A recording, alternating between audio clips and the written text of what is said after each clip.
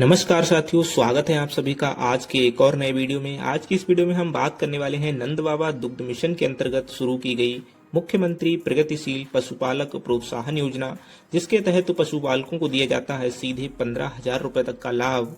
तो जानेंगे आखिर इस योजना का उद्देश्य क्या है, कौन आवेदन कर सकता है और इसकी पूरी प्रक्रिया क्या है, पात्रता क्या है। तो इस वीडियो में हम आपको ऑफिशियल जानकारी के आधार पर आसान भाषा में सब कुछ बताएंगे डिटेल में, तो इसलिए वीडियो को अंत तक जरूर देखना। चलिए आज के इस वीडियो को शुरू करते हैं। तो आपको आना है नंद बाबा दुग्ध मिशन .up.gov.in के इस ऑफिशियल पोर्टल पर, और यहाँ पर आने के बाद आप पोर्टल पर देख पाएंगे 4 योजनाएं दी जाती हैं, जिसमें योजनाएं बटन पे आपको क्लिक कर लेना है और मुख्यमंत्री प्रगतिशील पशुपालक प्रोत्साहन योजना इसी पर आपको क्लिक करना है। तो जैसे ही आप यहाँ पर क्लिक करते हैं तो आपको इस योजना से संबंधित पूरी पात्रता देखने को मिल जाती है। तो यहाँ चलिए हम जान लेते हैं कि मुख्यमंत्री प्रगतिशील पशुपालक प्रोत्साहन योजना उच्च गुणवत्ता और उत्पादकता वाली स्वदेशी नस्ल की गायों को पालने हेतु प्रोत्साहन दिया जाता है। साथियों, यहाँ पर आपके पास गिर, साहिवाल, थार पारकर, हरियाणा या फिर गंगा तीरी गाय हेतु निर्धारित प्रतिदिन की दूध उत्पादकता के मानक अनुसार 10,000 अथवा 15,000 का प्रोत्साहन धनराशि के रूप में देय होता है। साथियों, ये योजना प्रदेश के सभी जनपदों में लागू है। तो आपको ये नहीं जानना कि हमारे यहाँ है या नहीं है। बहुत सारे लोग कमेंट करते हैं कि सर मेरे डिस्ट्रिक्ट में है क्या, तो भाई साहब ये सभी जनपदों में लागू है, यानी पूरे प्रदेश में लागू है। साथियों, योजना में गाय के प्रथम, द्वितीय और तृतीय ब्यात के लिए उसके जीवन काल में एक बार तथा पशुपालक को अधिकतम 2 गायों के लिए प्रोत्साहन की धनराशि देय होती है। आवेदक की आयु 18 वर्ष से अधिक होनी चाहिए और यह योजना व्यक्तिगत लाभार्थी परक है अथवा किसी भी समूह, फर्म, संगठन को योजना के तहत आवेदन करने की अनुमति नहीं दी जाएगी। आवेदन पत्र का प्रेषण गाय की ब्यात अवधि की तिथि से 45 दिन के अंदर ही करना होगा। आवेदन पूरी तरीके से आप ऑनलाइन पोर्टल के माध्यम से कर पाएंगे। साथियों, प्रोत्साहन धनराशि का भुगतान लाभार्थी के बैंक खाते में डीबीटी यानी डायरेक्ट बैंक ट्रांसफर के माध्यम से दिया जाएगा।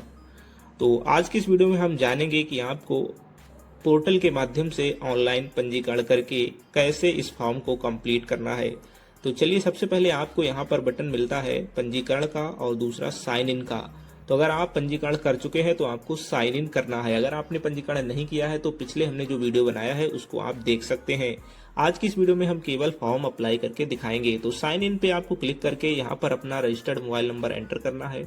आपके मोबाइल नंबर पर एक OTP सेंड होगा। OTP कोड को आपको यहाँ फिल करके साइन इन बटन पे क्लिक करेंगे।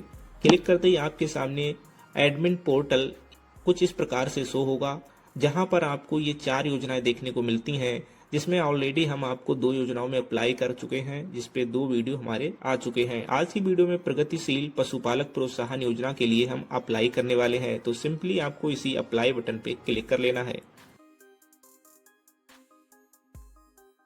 और क्लिक करते ही आपके सामने कुछ इस प्रकार से योजना से संबंधित गाइडलाइन, दिशा निर्देश दिए गए हैं, जिनको आप पढ़ सकते हैं। और I agree to the term and condition पे क्लिक करेंगे, एग्री बटन पे क्लिक करेंगे और क्लिक करते ही आपके सामने जो है फॉर्म ओपन होगा।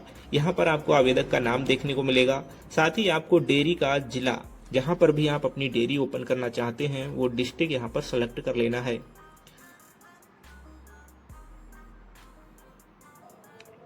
डिस्ट्रिक्ट सेलेक्ट करने के बाद आपको अपना ब्लॉक चयन करना है और अपना कंप्लीट एड्रेस यहाँ पर देना है, जहां पर भी आपकी डेयरी है। एड्रेस एंटर करने के बाद आपसे पूछा जाता है कि वर्तमान में आवेदक के पास उपलब्ध गायों की संख्या और पंजीकृत वर्ष चुने। आप कब से गाय पालन कर रहे हैं उसका आपको यहाँ पर पंजीकरण वर्ष चुन लेना है। 2025-26 है और 26-27 है। तो फिलहाल के लिए हम 26 और 27 के लिए सिलेक्ट कर लेंगे। उसके बाद यहाँ पर आप देख पाएंगे फर्स्ट काउ डिटेलिंग। तो यहाँ पर आपको 2 गायों की अलग अलग डिटेल फिल करनी रहेगी। आपके पास कौन सी प्रजाति की गाय है वो सिलेक्ट करेंगे। उसके बाद यहाँ पर जो है गाय का टैगिंग संख्या आपके पास होना चाहिए। टैगिंग संख्या बोले तो आपने देखा होगा कि गाय के कान में पीले रंग की एक पट्टी लगी रहती है जिसपे कुछ नंबर होता है, तो वही उसी को बोलते हैं ईयर टैगिंग। तो वो नंबर जो उस पे होगा वो आपको यहाँ पर देना होगा। अगर आपकी गाय के पास वो नहीं है तो आप अपने ब्लॉक से संपर्क करके ईयर टैगिंग करा सकते हैं। ठीक है, तो ईयर टैगिंग संख्या डालने के बाद आपको यहाँ पर गर्भावस्था की संख्या बतानी होगी कि जो आपकी गाय है उसकी गर्भावस्था कितनी हो चुकी है। और बीमा की स्थिति बतानी हाँ या नहीं। अगर आपकी ईयर टैगिंग है और बीमा नहीं है तो फिर नहीं कीजिए, और है तो हाँ कीजिए। उसके बाद आपको डिलीवरी की तारीख बतानी है कि जो गाय है वो किस दिन उसकी डिलीवरी हुई है, और उसके बाद बताना है कि जो गाय का ब्यात हुआ है उसमें नर या मादा, बछड़ा है या बछिया है, उसको सिलेक्ट कीजिएगा यहाँ से।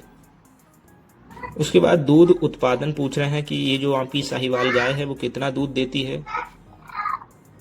डेली बेस पे पूछा जा रहा है, 10 लीटर देती है, 15 लीटर देती है, 20 लीटर देती है।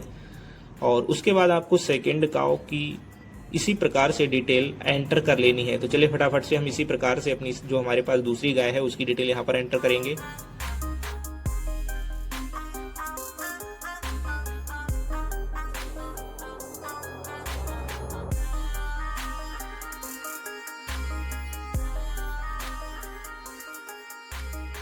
तो साथियों आप देख पा रहे हैं हमने दोनों गाय की डिटेल को एंटर कर लिया है। अभी यहाँ पर हमारे पास दस्तावेज अपलोड करने के लिए बोला जा रहा है।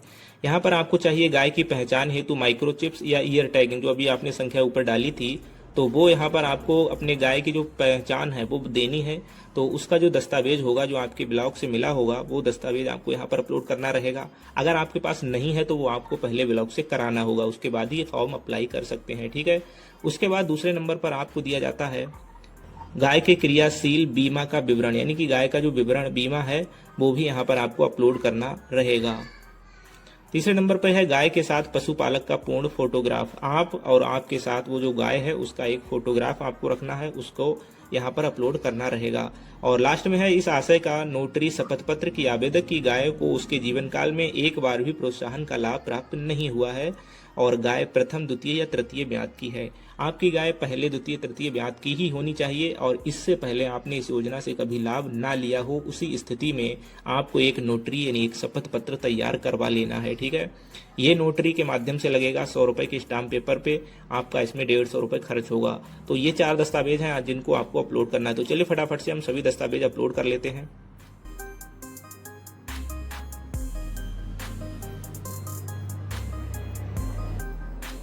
तो दस्तावेज अपलोड करने के बाद आपको simply preview and submit button पे क्लिक करना है और यहाँ पर आपको आवेदन करने के अपने विवरण की पुष्टि कंफर्म करना है।